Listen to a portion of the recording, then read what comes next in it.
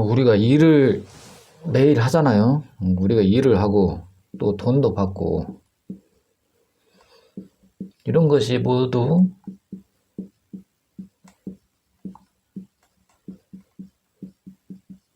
신강함의 설계로 연결되어 있네. 그쵸? 그러니까 우리는 그냥 마지못해 일을 하고 돈을 받는 것 같지만 속을 들여다보면 내 강함을 빼내는 것, 그런 일들이라는 거죠. 우리가 어떤 가수를 좋아하고 또 연예인도 좋아하고 그 사람이 이제 강하게 자신을 표현했는데 그 속에서 이제 본인의 신강함이 완전히 빠져나가기 때문에 우리는 그걸 좋아한다는 거죠. 그래서 우린 모두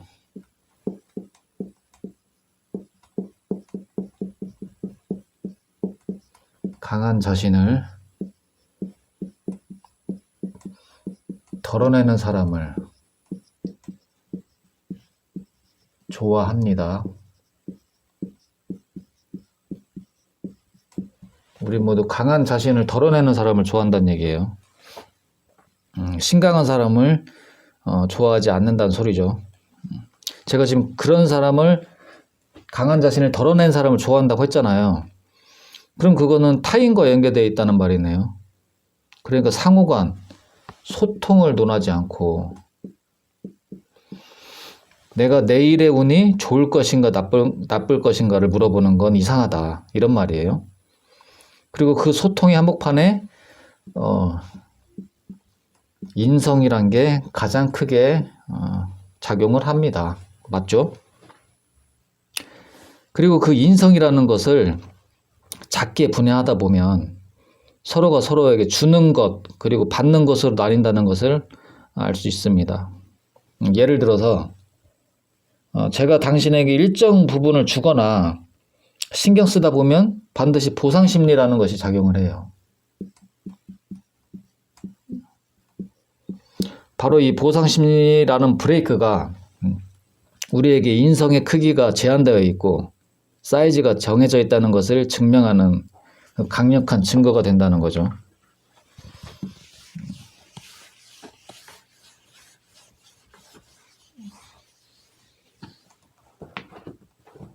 좀 더 쉽게 설명하자면 어느 정도 받으면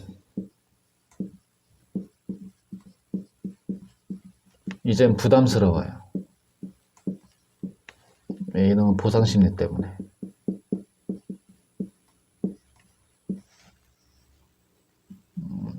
이렇게 차 있으면 여기서부터는 보상심리가 작동한다는 소리죠.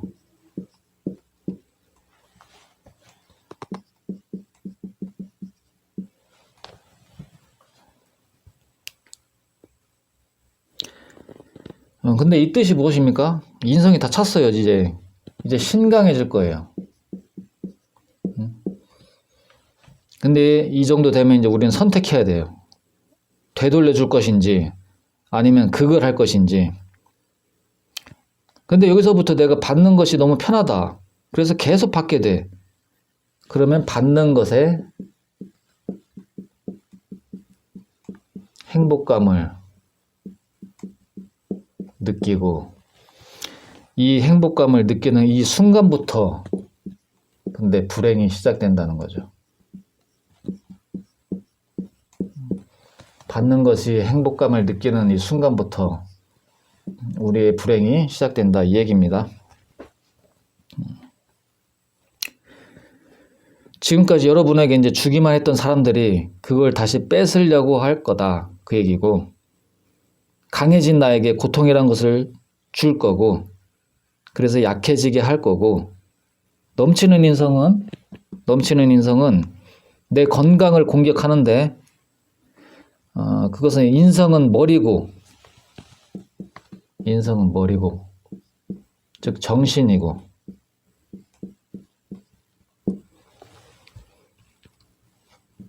그런데 인성을 받은 만큼 여러분은 공부를 하지 않았어요.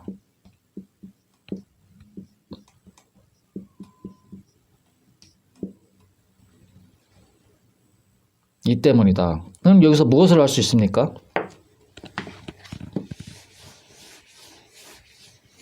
인성을 받은 만큼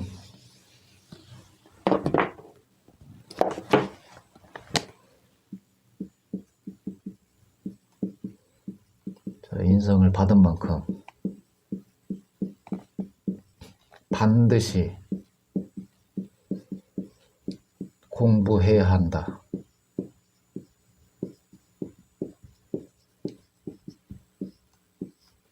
이 뜻이에요. 엄마에게 도움받는 것도 인성이고, 타인에게 도움받는 것도 인성이고, 누구도 말을 안 하는데 우린 어릴 때 다 학교 공부를 하잖아요. 그럼 도움받고 공부하고 도움받으면서 공부했네.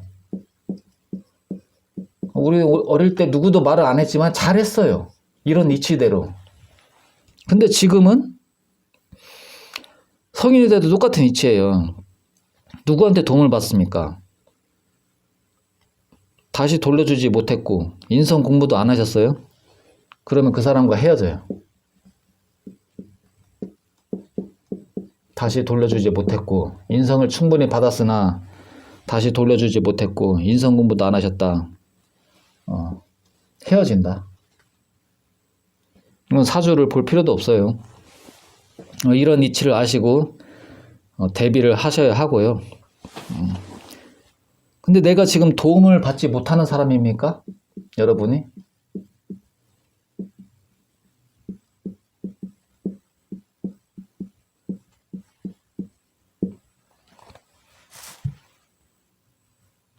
돕지 않는 게 아니고 도울 수 없는 상황이에요. 표면적으로는 나를 싫어하는 것 같지만 사실 살리고 있어요.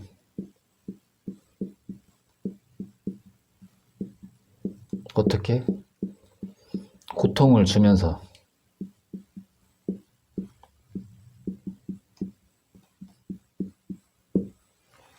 고통을 당하는 이유는 내가 강해지면 안 되니까 때려요. 더 강해지면 나를 죽이니까. 즉 고통을 주는 것 같지만 사실은 살리고 있다. 이 얘기죠. 이거를 이제 아셔야 합니다. 헷갈리시면 안 되는 게 몸이 고통스럽습니까? 몸이 고통스럽나요? 아니면 머리가 고통스럽나요? 근데 머리예요, 머리. 근데 우린 몸이 아프면 아무것도 못해요. 여러분이 이제 몸이 아파서 병상에 누워 있잖아요. 내가 할 수 있는 건 책 읽을 뿐이에요. 병에 걸리면 결국 할 수 있는 거는 이 책 읽을 뿐이라고요. 몸이 아픈데 책을 읽는 상황이 만들어져요.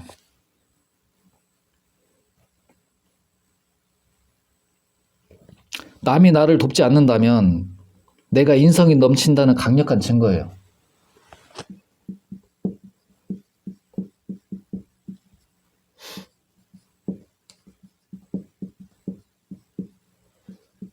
남이 나를 안 돕는 건 이미 충분히 인성이 강하다. 이미 넘치기 때문에 이제 못 주는 건데 인성이 넘치면 이 쾌락이라는 걸 얻으면 불리해요. 이 두 개가 이제 상반이 되거든요. 둘이 상반돼서 이제 부딪히는 중인데 인성이 넘치는 사람이 이 쾌락까지 얻는다? 이거는 상당히 불리하다.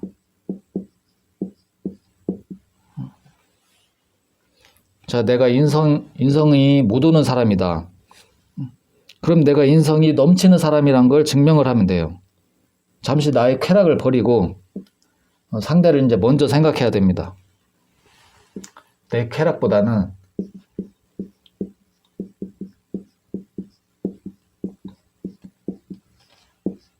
상대를 더 생각하라는 거죠. 근데 이게 현실에서 이제 미치는 거죠, 이게. 아니, 내 현실은 너무 암울한데, 받지도 못한 상황에서 이제 주라니까. 근데 전 이렇게 얘기하죠. 항상 없는 곳으로 흐르더라. 없는 곳으로.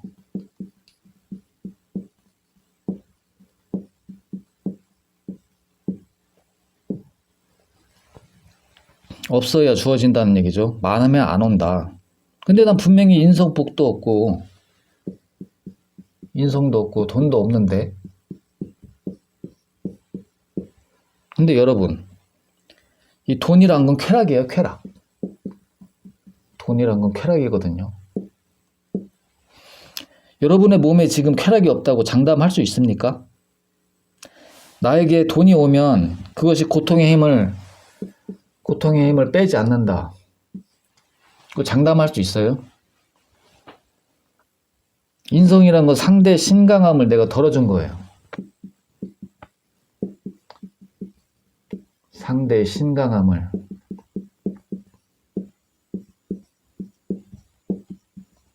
덜어준 것.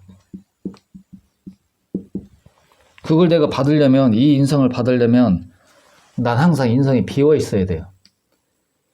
이렇게 차 있으면 안 된다는 얘기죠. 항상 비어 있어야 된다.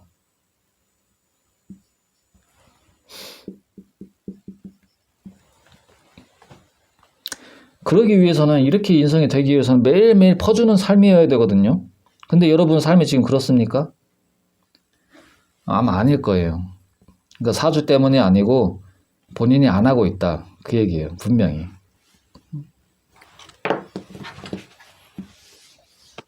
지금까지 이제 인성에 대해서 얘기를 한 거고,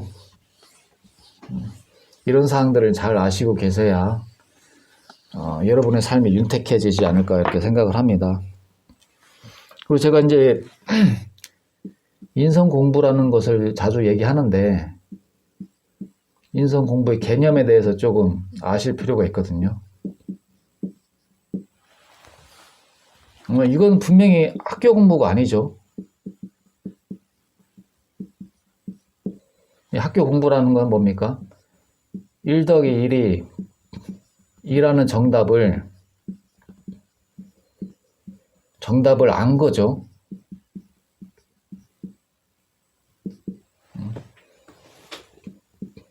근데 인성 공부라는 건 그게 아니고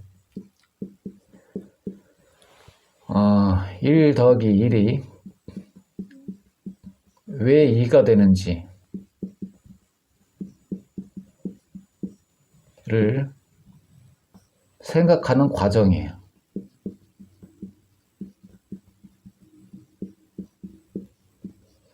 이 차이는, 학교 공부는 정답을 알았고 이미 끝났어요.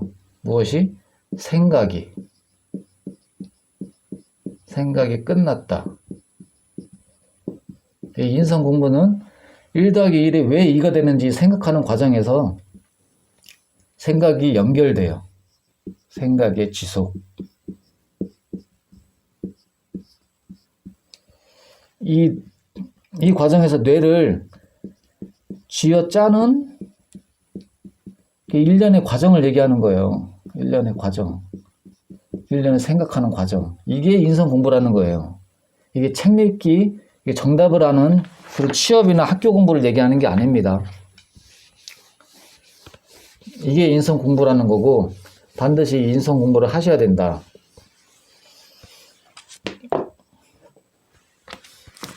이 얘기를 하는 겁니다. 그러니까 인성 공부는 정답이 없죠.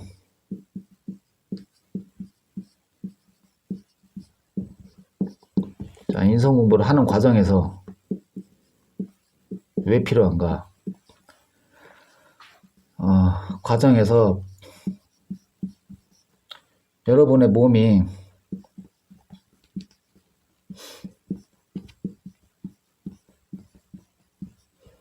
항상 쾌락으로 물들어 있단 말이에요.